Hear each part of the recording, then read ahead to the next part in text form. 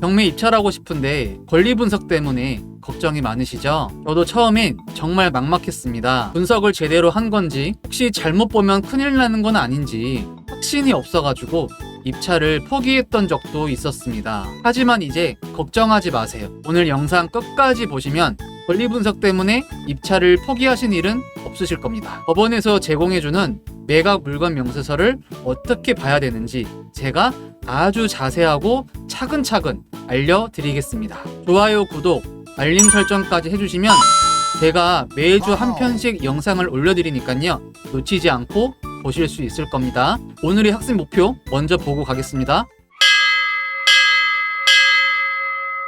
경매는요, 법원에서 매각합니다.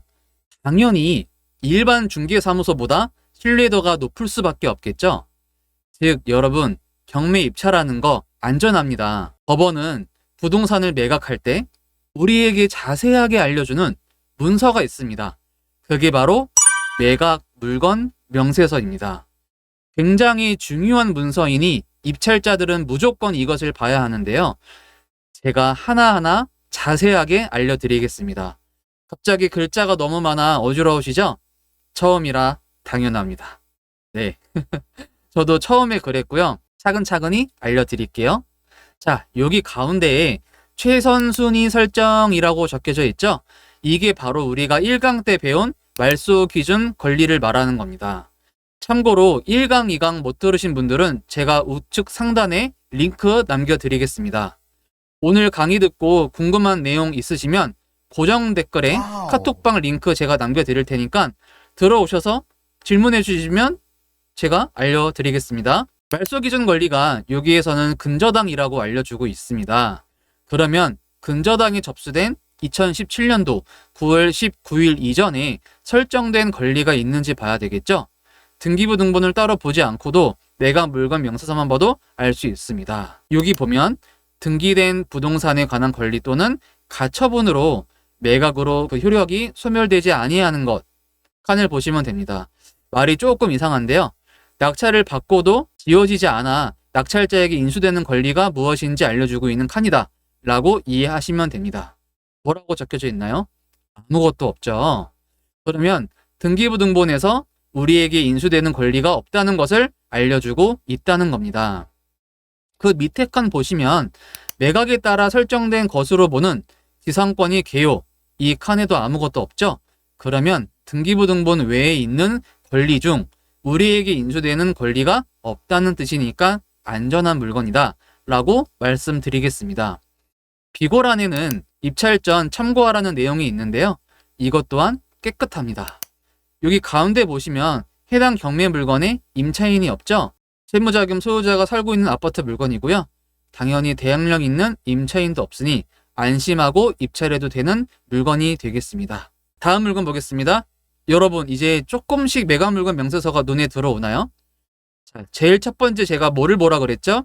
최선순위 설정, 이걸 보라 그랬죠? 2022년 10월 19일 가압류가 설정되어 있네요. 이게 말소 기준 권리다 라고 아주 자세하게 알려주고 있습니다. 그러면 다음에는 우리가 무엇을 봐야 되죠? 맞습니다. 이제 슬슬 눈에 들어오시죠? 등기된 부동산에 관한 권리 또는 가처분으로 매각으로 그 효력이 소멸되지 아니하는 것 칸을 보시면 됩니다. 을구 순위 5번 전세권 설정 등기는 말소되지 않고 매수인, 즉 우리 낙찰자에게 인수된다고 적혀져 있습니다. 그러면 인수되는 권리가 있으니 조심해야 되겠네 라고 생각이 들어야 합니다. 가운데 칸을 보면 새마을 금고 중앙회에서 2022년도 6월 24일 날 보증금 9천만 원을 주고 전세권을 설정했습니다. 전세권, 우리 물건이라고 저번 시간에 배웠죠? 아주 강력한 힘이라는 것 알고 계실 겁니다. 그런데 전세권자가 배당을 신청했나요? 안 했나요? 신청하지 않았죠. 그러면 배당 참여를 안 하고 낙찰자에게 돈을 받는다는 이야기이니 우리 낙찰자는 전세금 9천만 원을 인수하는 조건으로 경매 물건을 낙찰받아야 합니다. 해당 부동산은 시세가 최소한 9천만 원보다 당연히 높아야 되겠죠? 이렇게 매각 물건 명세서만 보고도 권리 분석이 가능하다라고 말씀드리겠습니다. 이제 조금씩 눈에 들어오시나요, 여러분? 다음 물건 보겠습니다. 조금씩 레벨을 높여보겠습니다. 너무 쉬운 것만 하면 여러분들이 실력이 늘어날 것 같지가 않아서 제가 준비했습니다. 자, 잘 따라오세요. 차근차근 알려드리겠습니다. 자, 가장 먼저 무엇을 봐야 되냐? 여러분들 이제 아실 겁니다. 최선순위 설정 2022년도 1월 11일 날 근저당권이네요. 그러면 우리에게 인수되는 권리가 있는지 보겠습니다. 신청 채권자가 대항력 있는 임차인이다 라고 알려주고 있습니다. 보증금 전액을 배당받지 못하면 낙찰자에게 인수될 수 있음을 유의하시길 바랍니다 라고 나와 있습니다. 당연히 조심해야 되는 물건이 되겠죠. 그러면 중간에 임차인 정보를 봐야 합니다. 보증금 1억 1천만 원에 계약을 했고 전입신고 2018년도 12월 28일 날 했습니다. 그러면 대항력은 언제 획득했다? 2018년도 12월 29일 날 했다 라고 볼 수 있겠습니다. 그리고 확정일자 언제 받았죠? 조금 늦게 받았습니다. 이분은 2020년도 12월 21일 날 받았습니다. 자, 그러면 우리 2강에서 배운 우선 변제권 획득한 날짜가 언제일까요? 2020년도 12월 21일 맞죠? 이해 안 되면 2강 꼭 보시고 오세요. 우선 변제권도 획득했으니 배당에 참여할 수 있는 티켓을 구매한 건데요. 여기 보면 배당 요구 여부에 아무것도 적혀져 있지 않습니다. 그러면 배당 신청 안 한 건가? 라고 생각이 들 수 있겠는데요. 바로 밑에 비고란에 보시면 이 임차인 A가 경매 신청 채권자입니다. 즉 돈을 받기 위해 경매를 신청했으니 배당 요구 신청서를 제출하지 않아도 배당에 참여할 수 있다 라는 이야기입니다. 여러분 굉장히 중요한 이야기입니다. 배당 요구 여부에 아무것도 기입이 되지 않아도 이분은 경매 신청 채권자이기 때문에 배당에 참여한다는 이야기입니다. 자, 꼭 적어두세요. 자, 그러면 해당 물건이 1억 5천만 원에 낙찰이 되었다고 가정해 보겠습니다. 자, 배당에서 경매 비용, 필요비, 유익비가 우선적인데요. 이거는 제가 제외하겠습니다. 3순위가 최우선 변제금인데요. 소액 임차인에 해당이 되는지 먼저 보겠습니다. 자, 해당 물건이 부산광역시에 있는 물건이었습니다. 근데 근저당권 설정 시점이 언제이죠? 2022년도 1월 11일입니다. 그럼 부산광역시니까 맞춰보겠습니다. 여기에 들어가겠습니다. 그쵸? 그러면 부산광역시는 근저당권 설정 시점에는 7천만 원 이하가 소액 임차인 범위에 해당이 되는데 1억 1천만 원이니까 해당이 되지 않네요. 그러면은 3순위도 패스하겠습니다. 자, 그 다음은요. 이렇게 근저당권과 시합을 하게 되는데요. 물건은요. 이렇게 접수된 날짜 시점으로 배당받아 간다 라고 알고 계시면 됩니다. 대항력이 있는 임차인이다 라는 거 여러분 알고 계시겠죠? 왜? 전입신고가 2018년도 12월 28일 날 받았으니까 근저당권 시점보다 대항력은 빨리 획득했다 라고 이제 여러분들 아실 거고요. 확정 일자를 2020년도 12월 21일 날 받았으니까 우선 변제권은 2020년도 12월 21일 날 받았습니다. 우선 변제권이 근저당보다 앞서기 때문에 먼저 배당을 받아가게 됩니다.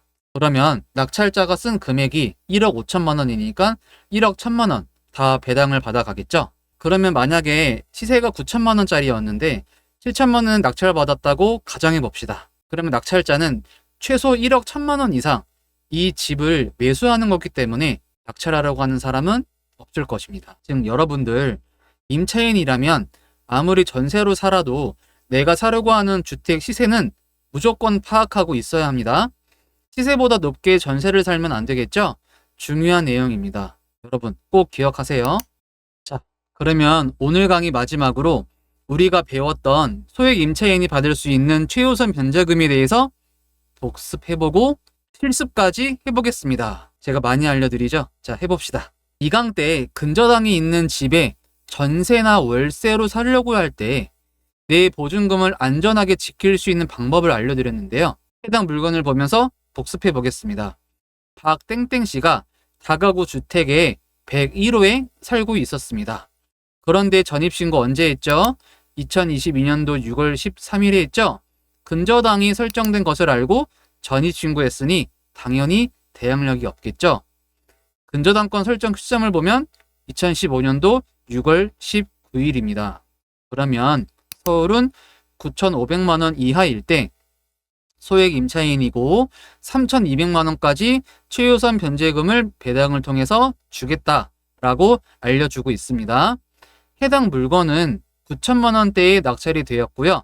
임차인은 보증금 3,200만 원을 최우선 변제금으로 전액 배당받을 수 있었습니다. 네, 오늘은 매각 물건 명세서를 보고 권리 분석하는 방법을 알려드렸습니다. 처음부터 너무 어렵게 공부하시는 분들이 있는데요. 그러면 여러분, 돈 벌기 어렵습니다. 어렵게 공부할수록 포기하기 쉽기 때문이에요. 매각 물건 명세서를 보고 아까처럼 깨끗한 물건 위주로 접근을 해서 임장을 통해 꾸준하게 입찰하는 게 무엇보다 중요합니다. 제가 낙찰 옆에 18이라고 적어놨는데요. 이거 욕하는 게 아니라 제가 지금까지 투자한 물건 개수입니다. 앞으로 더 많이 늘어날 텐데요. 2018년도에 경매 투자했을 때에도 경매 낙찰가가 너무 높다고 하소연하는 사람들이 굉장히 많았습니다. 그런데 여러분, 안 되는 사람은 안 되는 것만 바라보기 때문에 부정적인 말을 많이 합니다. 지금 제 영상을 보고 있는 분들은 그렇게 생각 안 하셨으면 좋겠습니다. 경매 투자해서 어느 정도 성공한 사람들은요, 예전이나 지금이나 경매로 돈 벌고 있고 지금 경매 시작해도 충분히 돈 벌 수 있다고 생각합니다. 안 되는 사람들 말 믿지 마시고요. 되는 사람들 말 믿는 건 어떨까? 이렇게 생각을 하고 있습니다. 낙찰을 받아보면 권리 분석 그렇게 크게 중요하지 않습니다.